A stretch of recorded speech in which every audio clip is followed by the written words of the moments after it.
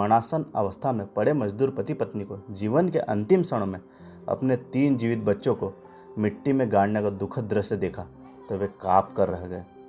उन्होंने मिट्टी में गड़े हुए उन तीनों बच्चों को बाहर निकाला और उसके बाद तो उन्होंने मानव सेवा का जैसे संकल्प ही ले लिया। हेलो दोस्तों, आदिवासी मिस्ट्री चैनल में आप सभी का स्वागत है। आज के इस एपिसोड में हम बात करने जा रहे हैं त्याग, सेवा, बलिदान तथा करुणा के साक्षात पर्याय, जिनका संपूर्ण जीवन पीड़ित मानवता की सेवा के लिए ही समर्पित था।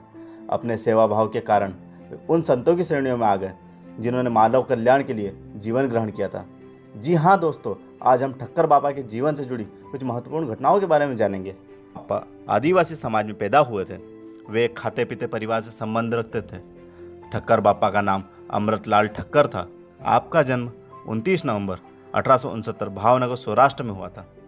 आपकी माता का नाम मूलीबाई और पिता का नाम विट्ठल दास ठक्कर था। पढ़ने लिखने में अमृतलाल बचपन से ही होशियार थे। सन 1886 में आपने मैट्रिक में टॉप किया था। सन 1890 में आपने पूना से सिविल इंजीनियरिंग पास किया था। सन 1890 से 1900 की अवधि में अमृतलाल ठक्कर ने काठियावाड़ स्टेट में कई जगह नौकरी की थी। सन 1900 से 1903 के दौरान पूर्वी अफ्रीका के युगांडा रेलवे पे बतौर इंजीनियर उन्होंने अपनी सेवा दी। वे सांगली स्टेट के चीफ इंजीनियर नियुक्त हुए। इसी समय आप गोपाल कृष्ण गोखले और धोंदो केशव कर्वे के संपर्क में आए।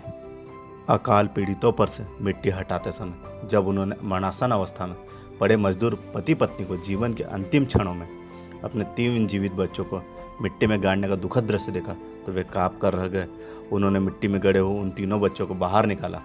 उसके बाद तो उन्होंने मानव सेवा का जैसे संकल्प ही ले लिया। ठक्कर बापा ने गुजरात के अकाल पीड़ितों के लिए न केवल धन एकत्रित किया वरन एक भोजनालय भी खोल दिया जिसमें 600 से 700 लोग प्रतिदिन भोजन करते थे। ठक्कर बापा प्रतिदिन सुबह उठकर पूजा पाठ से निवृत्त होकर भोजनालय पहुंच जाते। वे सब लोगों के भोजनोपरांत ही भोजन करते। गांव-गांव जाकर कंबल तथा वस्त्रों का वितरण करते। उन्होंने पाया कि शंकरपुरा गांव में तो लोग खाने पीने तो क्या कपड़ों आदि के लिए भी मोहताज थे। एक महिला झोपड़ी से इसलिए बाहर नहीं आ रही थी क्योंकि उसके तन पर एक भी वस्त्र नहीं था। भूख से पीड़ित उस महिला को देखकर ठक्कर बापा का हृदय रो पड़ा।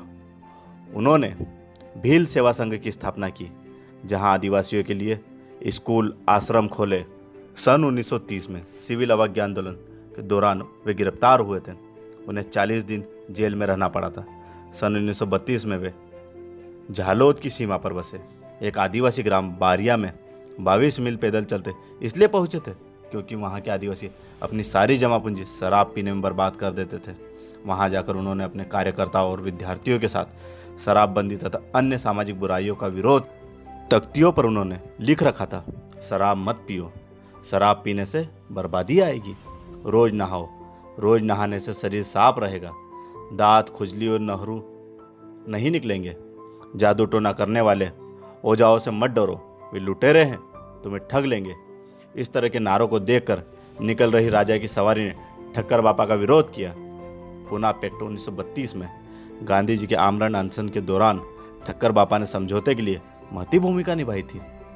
ठक्कर बापा ने बतौर हरिजन सेवक संघ के महासचिव 1934-37 की अवधि में हरिजनों की समस्याओं से रूबरू होने के लिए सारे देश का भ्रमण किया था। सन 1948 से 42 की अवधि में वे सीपी एंड बरार, उड़ीसा, बिहार, बॉम्बे राज्यों में आदिवासी और पिछड़े वर्गों के कल्याण से संबंधित विभिन्न सरकारी समितियों में रहे थे। सन 1944 में ठक्कर बापा ने Kasturba Gandhi national memorial fund की स्थापना की। इसी वर्ष गौण सेवक संघ, जो वनवासी सेवा मंडल के नाम से जाना जाता है, की स्थापना की थी। आदिम जाति मंडल रांची, जिसके अध्यक्ष डॉक्टर राजेंद्र प्रसाद थे, के उपाध्यक्ष भी रहे। स्वतंत्रता के बाद ठक्कर बापा संविधान सभा के लिए चुने गए थे। वे संविधान सभा के और कुछ उपसमितियों में थे। आप गांधी नेशनल मेमोरियल फंड के ट्रस्टी और एग्जीक्यूटिव बॉडी के मेंबर थे। ठक्कर बापा त्याग, सेवा, बलिदान तथा करुणा के साक्षात पर्याय थे। उनका संपूर्ण जीवन पीड़ित मानवता की सेवा के लिए ही समर्पित था। आपने सेवा भाव के कारण वे उन संतों की श्रेणियों में आ गए जिन्होंने मानव कल्याण के लिए जीवन ग्रहण किया था। 81 वर्ष की अवस्था तक भी कार्य करते हुए 19 जनवरी 1951 को इस महान इंसान ने अपना शरीर ईश्वर को समर्पित कर दिया। दोस्तों, वीडियो पसंद आया तो लाइक करें।